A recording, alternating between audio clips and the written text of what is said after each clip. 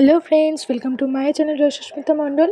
তো ফ্রেন্ডস, আমি আবার একটা নতুন ভিডিও নিয়ে চলে এসেছি তোমাদের সাথে শেয়ার করব বলে। তো ফ্রেন্ডস দেখো, ফ্যামিলি সবাই মিলে এক জায়গায় ঘুরতে যাব। তো কোথায় যাব সেটা এখন বলবো না, বলবো একটু পরে।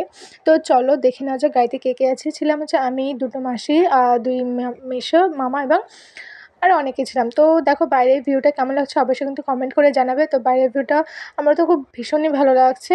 আর দেখো আমি যাচ্ছি হচ্ছে নকশালবাড়িতে। তো নকশালবাড়িতে কেন যাচ্ছি, যেহেতু ওখানে আমার একটা দাদু বাড়ি আছে। তো উনি হচ্ছে মারা গেছে। এবার তার হচ্ছে কী বলবো ওটাকে, মৎস্যমুখী বলে।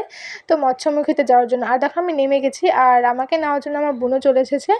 যেহেতু আমি চিনি না, আরও আগে শ্রাদ্ধের দিন এসেছিলো, বাট আমি আজকে এসেছি। এবার মাসি আর দিদা মিলে এখানে হচ্ছে ঘরে সব কাজকর্ম করছে। তো আমি আর ওকে বললাম কি, তাহলে চল একটু আমরা একটু ঘুরে আসছি, যেহেতু এবার বাড়িতে একা একা কী করবো, তাই না? তো চলে গেছিলাম ওই সাইডে। এবার দেখতে দেখতে দেখি কি একটা বাদর। তো ওই দেখো তোমাদের ভিউ দেখাচ্ছি, বাট জানি না বুঝতে পারবে কি না, বাট ওখানে লাইন ভর্তি অনেকগুলো বাদর ছিল। দেন ওই বাদরগুলো দেখি দেখি আমার মাসিরা পরে চলে এসেছে। তো এখানে হচ্ছে দেখো আমার সব মাসিরা এখানে দাঁড়িয়েছিল।